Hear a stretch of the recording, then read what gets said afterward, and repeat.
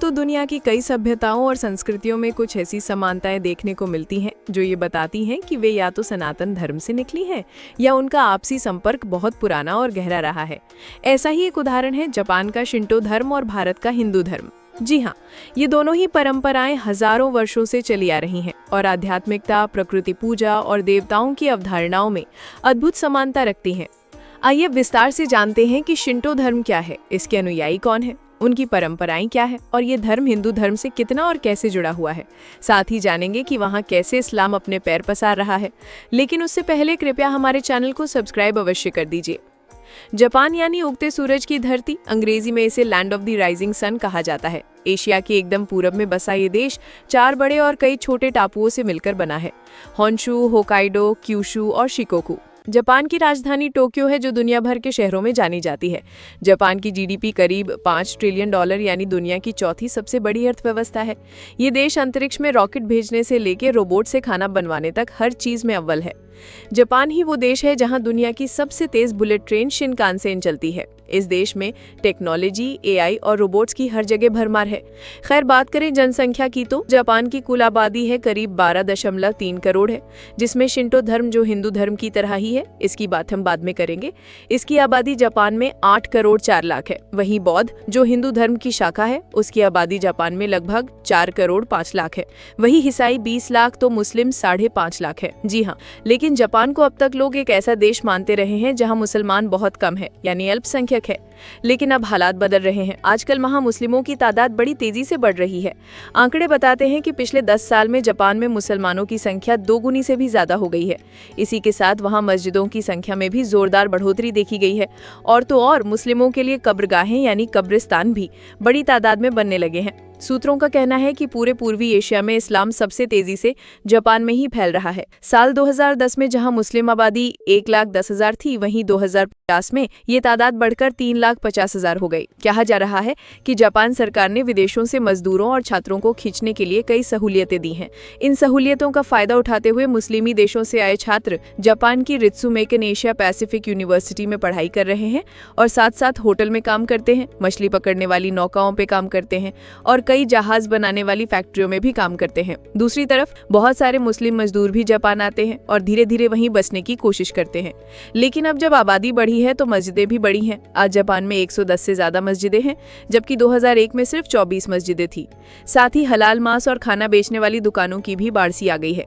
लेकिन मस्जिदें तो बन गई, कब्रिस्तानों का मामला अब भी लटका हुआ है। जी हाँ, मुसलमानों की तादाद तो बढ़ी है, लेकिन कब्र की जगह अब भी कम है। नतीजा ये है कि जापानी मुसलमानों को अपने आखिरी वक्त की चिंता लगी रहती है कि मरने के बाद दफन कहाँ होंगे। दरअसल जापान की करीब 99% आबादी शिंटो और बौद्ध धर्म को मानती है और वहाँ लाशों को जलाने का रिवाज है।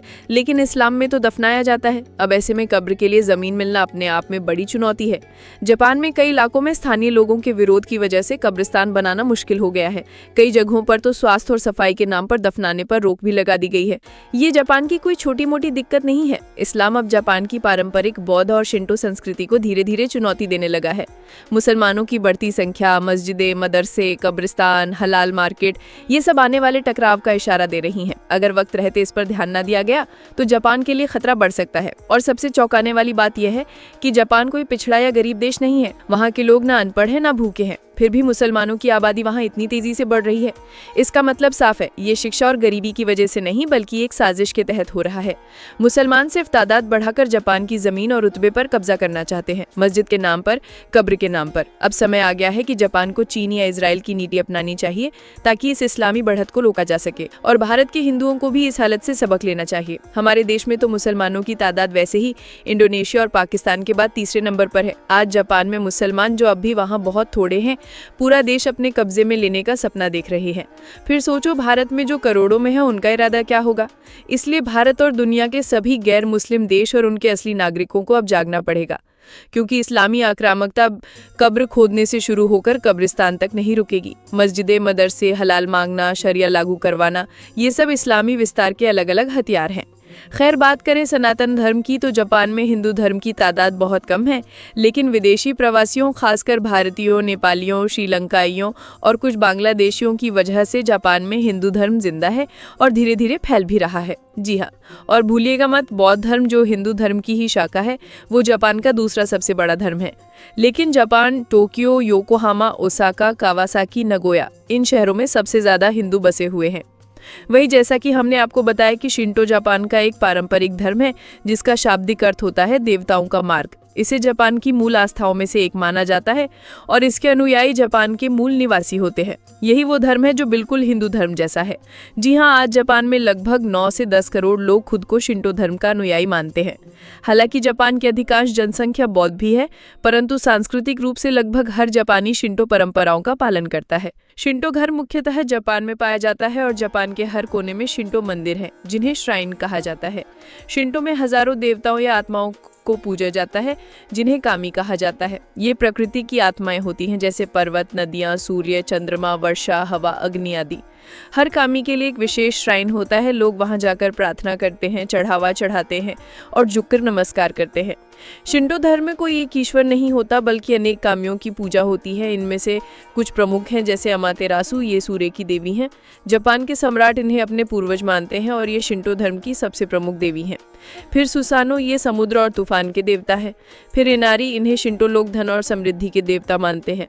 शिंटो धर्म में हजारों कामी यानी देवता या आत्माएं पूजी जाती हैं, ठीक वैसे ही जैसे हिंदू धर्म में 33 कोटि देवी देवताओं को माना जाता है।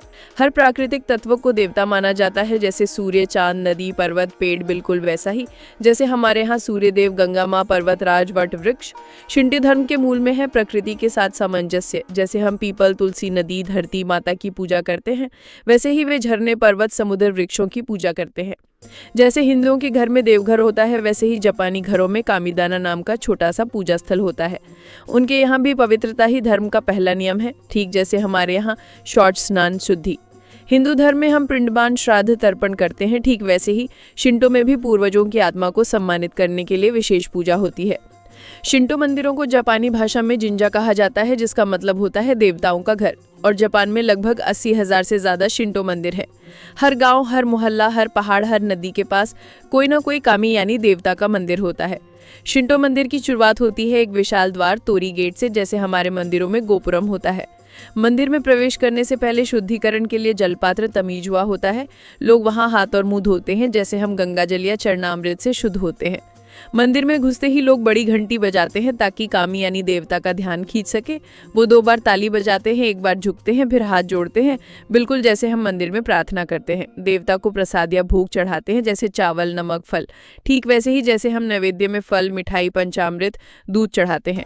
कई शिंटो मंदिरों में कोई मूर्ति नहीं होती, बल्कि सिर्फ एक पवित्र वस्तु होती है जो कामी का प्रतीक होती है, जैसे शीशा, तलवार, गहना। हर शिंटो मंदिर में एक हिस्सा पूर्वजों को समर्पित होता है, जहां लोग मोमबत्ती जलाकर प्रार्थना करते हैं।